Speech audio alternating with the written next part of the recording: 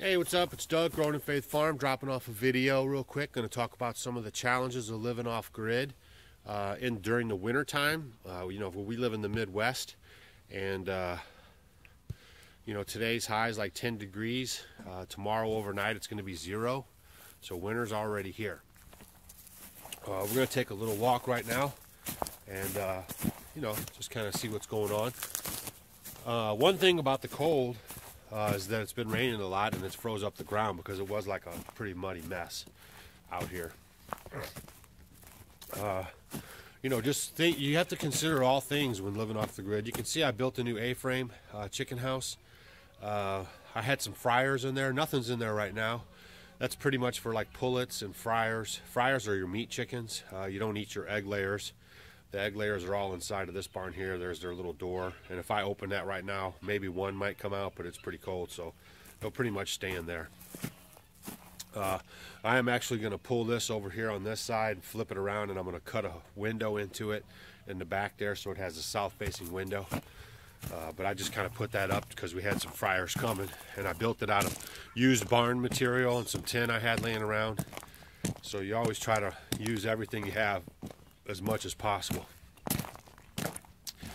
We had some lambs. We had one set of lambs about a week ago, and the ones you see right over there, they just came out yesterday when it was freezing cold. They're a little skinly on the weight side. The other two came out a little bigger, but they're getting along pretty good. Mama's giving them the milk. They're staying close to her, and you can see the other two running around right there. Now, one of the issues of living off grid, because you can't, plug in trough heaters or water heaters for your water. As you can see, here is the bucket here. You got to constantly come out and dump the buckets, okay, and then fill them up with water. And for us, that kind of poses a problem because we don't have a well on the property. I mean, we have a nice pond, and we have gutters and stuff that we collect the water off of the cisterns. So that works for us, but in the wintertime it doesn't, because it freezes up, okay? So what we do is we run these gutters off of here and into these food grade containers, which are, I'm not going to badmouth them. They work great for doing what you need to do.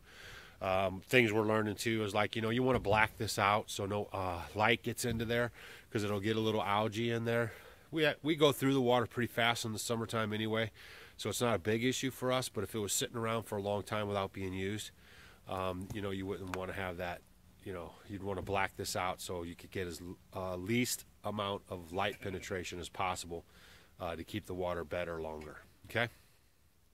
But right now, it's solid ice because it's so cold. Tomorrow they say overnight it'll be in 0 degrees. So this is one of the challenges of living off the grid. You have to constantly keep thinking. Now, I'll tell you what we are going to do. This building here is about 75 feet long. It was the only structure that was here when we bought the place. And I'm going to take these gutters off here. These have seams, and I'm putting on seamless gutters front and back. And we're going to move these gutters over to the alpaca house. And then what we're going to do is we're going to put a 2,500 gallon cistern at first, because I think we're going to go with 2 2,500 gallon cisterns at the end of this building. And then at the end of this building, I'll have a great big huge black 2,500 gallon cistern, and then that cistern I'm going to pipe into the ground, and I'm going to run 2-inch 40 schedule 40 PVC pipe to the log cabin and to the alpaca house. And I'm going to keep that in the ground, and then the fall, we have about almost 7 feet of fall from this building to the cabin, even to where the faucet is. I'll have enough pressure to where now we'll just have a running faucet in the house. You'll just open it up like you would back in the world, back on the grid, and you'll just open that up and you'll have water coming right out. So the wife was really looking forward to that. It's been 3 years we've been hauling water and using these cisterns, and that's really going to help out a lot for cleaning dishes, taking baths, everything like that. So everybody's looking forward to that. Now, I did try to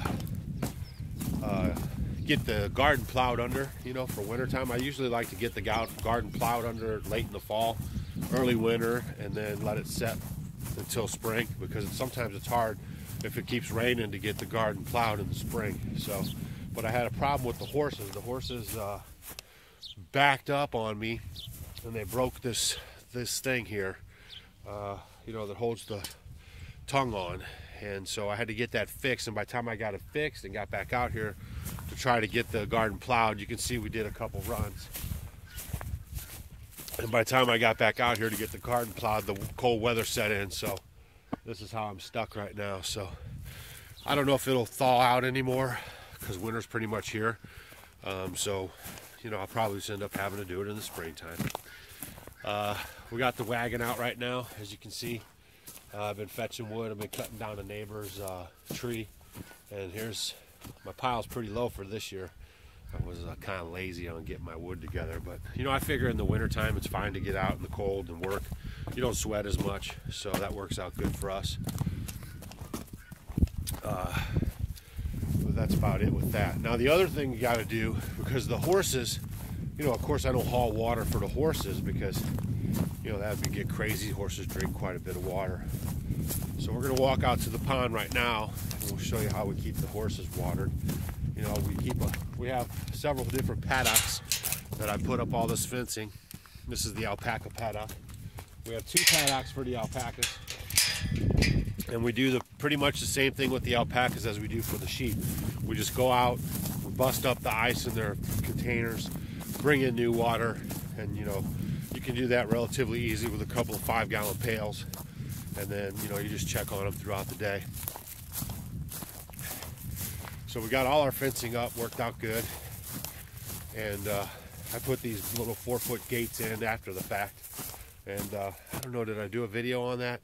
Basically, if you have a standing fence, you get some 10-foot posts, you put them in 3-4 feet, however high you are, you need head clearance, and then you tie them on the top with number 9 wire. Okay, you just cut a slit, as you can see right there. You cut a slit in that, and you cut a slit on the other one, and then you pull them together and loop them, and then you put a piece of rebarb or something in there, and then you just twist it so it's drawing the tops together.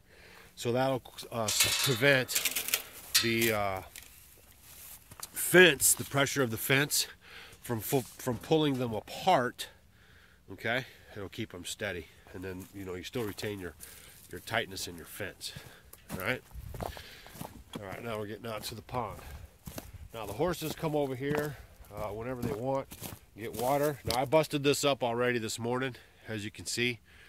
This is our little area we bust out, and it's already, you know, if they stick their nose in there, they'll get in there.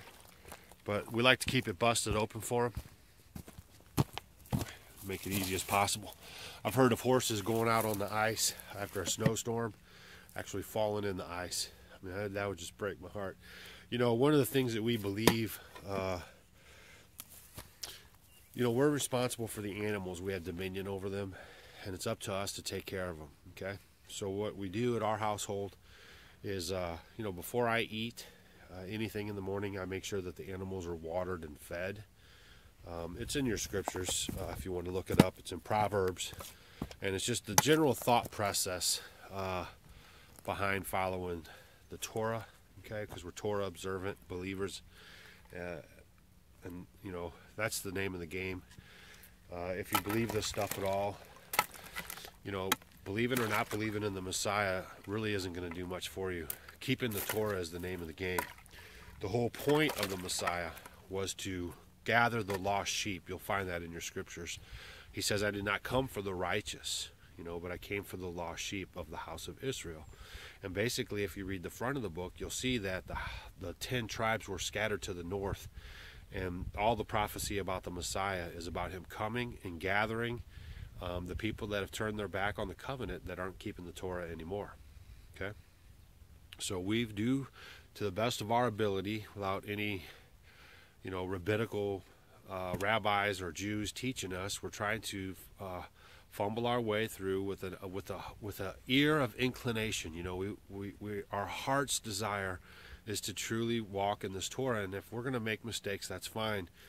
If you read in the scripture, it's never about making a mistake. It's about willful disobedience. If you read Numbers 15 or Hebrews 10:26, it's not because you actually break the commandments. I mean, the Christians have this fallacy of that if you don't keep the Torah 100% correctly, that somehow you're damned or doomed or a sinner and dying and hell and all this stuff. And that's simply not true. That's simply a system set up in place, you know, to keep you paying money to them and to keep them in control of you.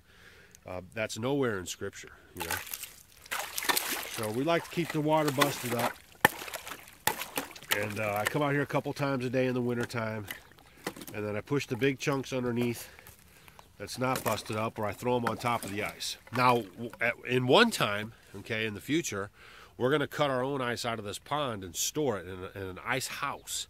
And an ice house, we'll be able to cut the pond up, you know, stuff our ice house with as much ice as we can get in there, and then that ice will actually last in an ice house all the way to the next winter. Okay, so then you can keep your food in there, and you have ice and you know, everything available. Right now we have a cheat because we keep a freezer at a neighbor's house for our meat, stuff like that, and then we keep buckets in there and freeze them up and then put them in our ice box in the house. That's how we keep our food cold.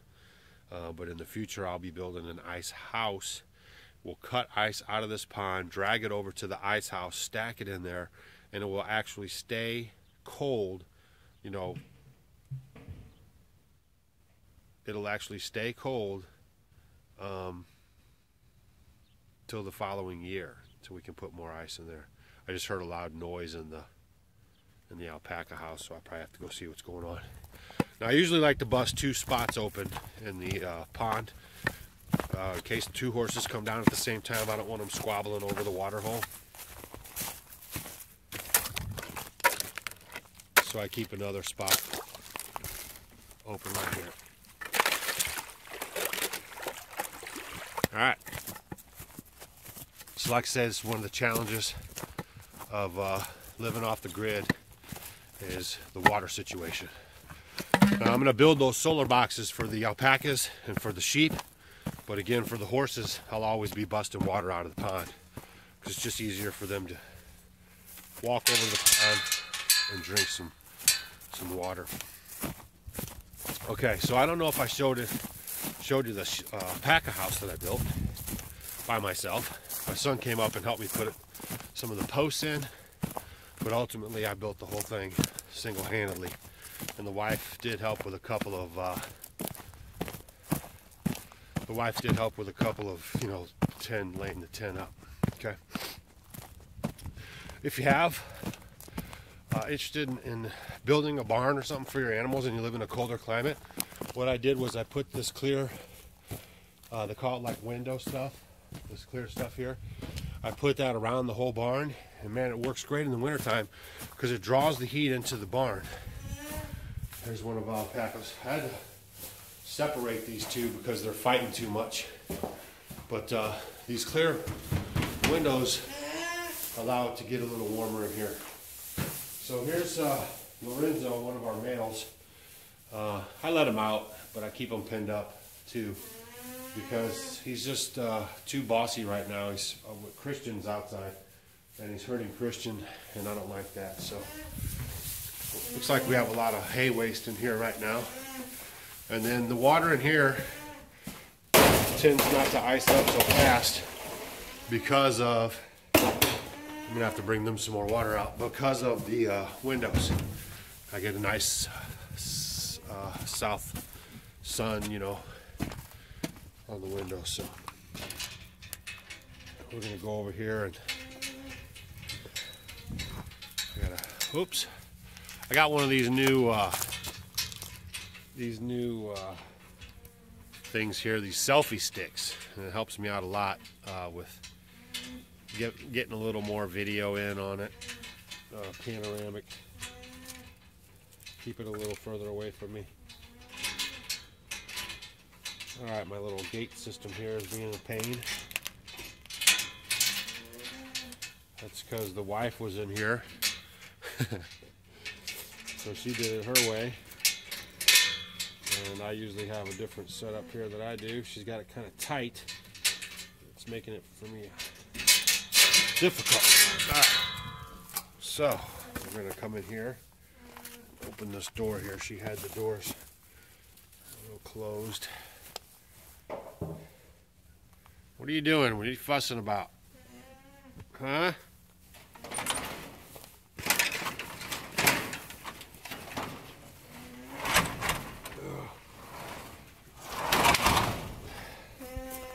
The ground's frozen up here, and it's causing some issues with the track of the door here. I still got a little work to do on this. I haven't finished it up. When you're a one-man show, you just kind of peck away at stuff, you know what I mean? I got a little bit left to do on this door. I don't know what he's all upset about. Get down off of there! He likes to jump up there and show everybody he's boss. I keep his hay pinned up there in the corner. He knocked that over. He's got it all over the place now, so I don't know what his deal is. So I'm gonna have to bring some water out to them. But you know, this building's about 30 feet long, 20 feet deep, and we keep about 16 alpacas. We're gonna call some of the herd, and we're gonna make some stuff out of their hides. We can't eat them because they don't have a split hoof. So when we take them down, we got an arrangement worked out with a guy who does that kind of stuff. He's gonna tan the hides because we're not really ready to do all that just yet. And for tanning the hides, he's not going to charge us, and he's going to do whatever he wants with the carcass. So that works out for everybody. And then we're going to take the hides and make some neat alpaca products out of it. And you know, you just got to try to use everything you can. Hi, Black Cat. What are you doing? This is our Black Cat.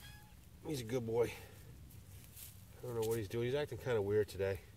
Stacy fed him earlier this morning, and usually he goes and gets the milk pretty good and everything, but there's other boy cats around and they all fight, and sometimes he might get messed up. We say he's more of a lover than a fighter. So basically, just going over some of the challenges of being off the grid in the wintertime.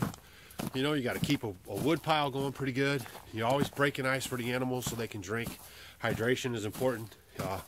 You think about hydration more in the summertime, but you know, it's a big issue in the wintertime too. You can easily dehydrate. Okay. So if you got any questions, just leave them on the comment section below. Again, we just had 4 lambs. Pretty good. I think it's 3 boys and 1 girl. That's not pretty good. We're trying to get as many girls as we can and try to keep one lamb or 2 lambs, you know, and then we butcher the other lambs when they get about 100 pounds, 90 pounds. So we're always hoping to get more girls than boys on the ratio. So now you can see kind of what we do, breaking water all the time, all the water. We're going to run from that barn up there in the ground, some 2-inch Schedule 40 PVC pipe all the way down to the house. We have about a 7-foot fall, 6-foot fall, and that's going to allow us to just have a faucet in the house and just turn on the water. It's not going to be power spraying pressure, but it's going to be enough pressure to you know, operate a sink and fill up the bathtub, which is really going to take a lot of stress off of the wife and myself, mostly the wife, because she hauls most of the water. When she goes into town, she gets some and whatever. And so that's our big spring project. We're going to do that. And then during the spring too, I'm going to build some solar boxes to put around all the waterers for the sheep and the alpacas, so that way I can